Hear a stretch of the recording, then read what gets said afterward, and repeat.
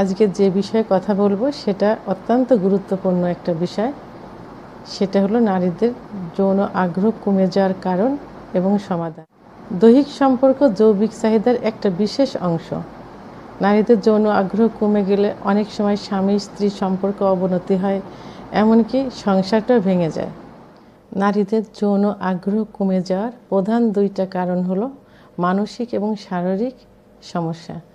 আমরা সাধারণত শারীরিক সমস্যাটাকে প্রাধান্য দিই বেশি, কিন্তু আসলে না, মানসিক সমস্যাটাই বড় সমস্যা।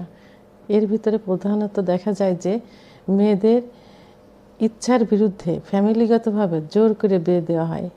এখানে মেয়েদের অনেক সময় দেখা যায় যে বাইরে রিলেশন থাকে, অথবা প্রথমে একটা বিয়ে হয়েছিল, সেখানে একটা দুর্বলতা থাকে। এদের মতামত না নিয়ে ফ্যামিলিগতভাবে বিয়ে দেয়। তখন তার হাজব্যান্ডকে অর্থাৎ পার্টনারকে পছন্দ হয় না, আর পছন্দ না হওয়ার কারণে অনেক সময় মানসিক একটা প্রেশার আসে, যৌন উত্তেজনা তখন হতে চায় না। যত শারীরিক সম্পর্ক করা হোক না কেন, ওই চাহিদাটা তখন কমে যায়। আর একটা কারণ হলো পারিবারিক সম্পর্কের অবনতি। কারণ যৌথ ফ্যামিলিতে যখন মেয়েরা থাকে হাজব্যান্ডের সঙ্গে, তখন দেখা যায় যে শাশুড়ি, শ্বশুর, দেবর, ননদ এদের সঙ্গে অ্যাডজাস্টমেন্টের একটা ঝামেলা থাকে। তখন তারা বারবার হাজব্যান্ডের কাছে কমপ্লেন করে যে সমস্যা হচ্ছে, অ্যাডজাস্ট করতে পারছি না, আলাদা হতে হবে। তখন অনেকবার বলার পরেও তারা এটা কর্ণপাত করে না, এইভাবেই রয়ে যায়। এটাও একটা যৌন আগ্রহ কমে যাওয়ার কারণ। আবার ছোট সময় অনেক মেয়েরা দেখা যায় যে যৌন হয়রানির সম্মুখীন হয়।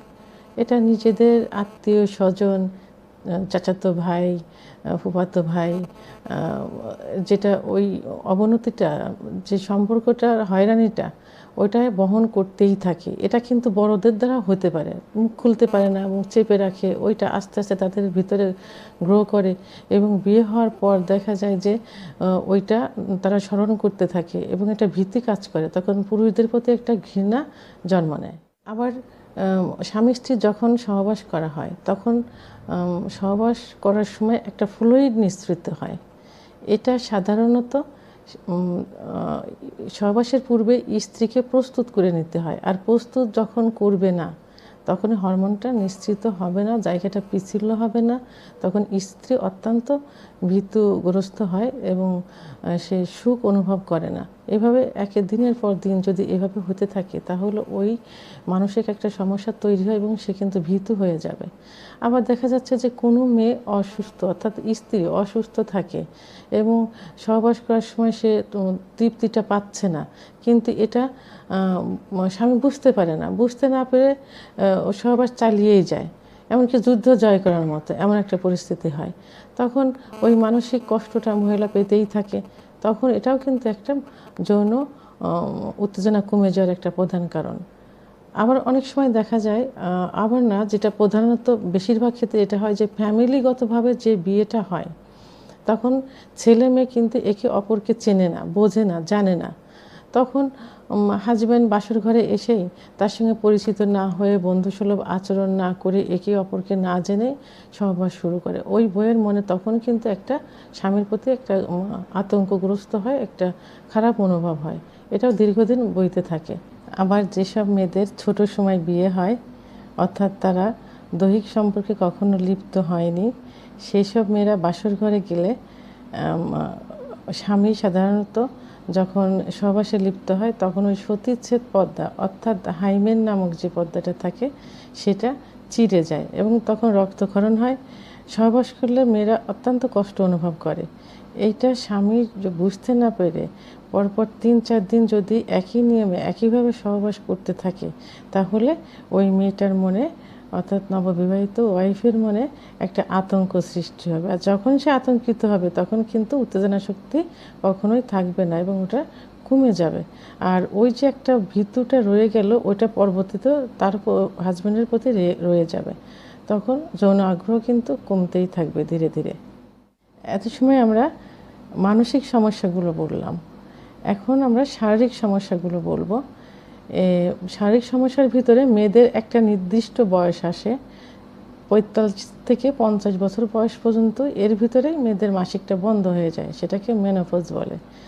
আর এই মেনোপজের সময় মেয়েদের হরমোনের তারতম্য হয়, তখন সেক্সুয়াল সমস্যা হয়।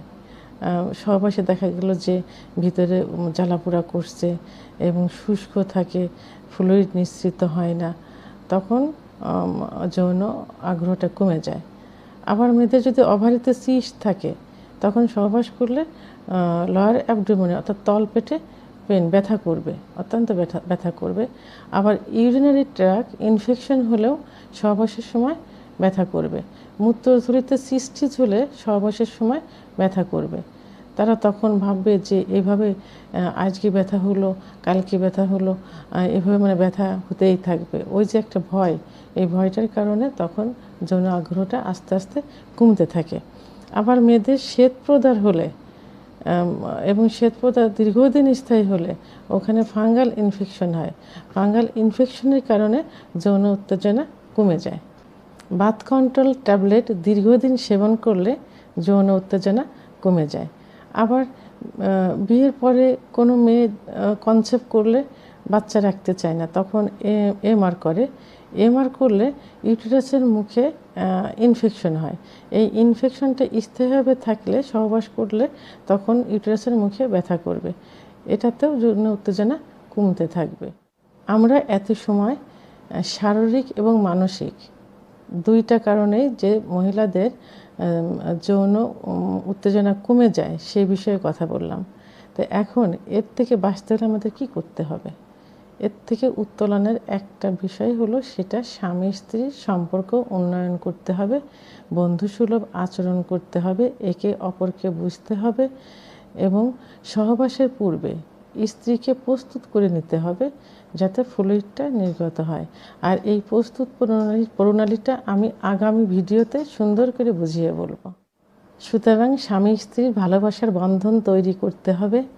এরপরেও যদি মহিলাদের কোনো সমস্যা থাকে এবং যে শারীরিক যে সমস্যার কথাগুলো বললাম, এই সমস্যাগুলো আপনার দ্রুত চিকিৎসকের শরণাপন্ন হতে হবে, হোমিওপ্যাথি আয়ুর্বেদিক ওষুধ সেবন করতে হবে। তাহলে বিনা কিছু কিছু রোগ যেগুলো বিনা অপারেশনেই এটা সেরে যাবে এবং মহিলাদের যৌন উত্তেজনা বৃদ্ধি পাবে। আর যে পুরুষদের সেক্সুয়াল সমস্যা থাকে, দুর্বল থাকে, সেসব পুরুষদের অবশ্যই চিকিৎসকের শরণাপন্ন হতে হবে এবং হোমিওপ্যাথি আয়ুর্বেদিক ওষুধ খেলে খুব দ্রুতই সমস্যার সমাধান হবে।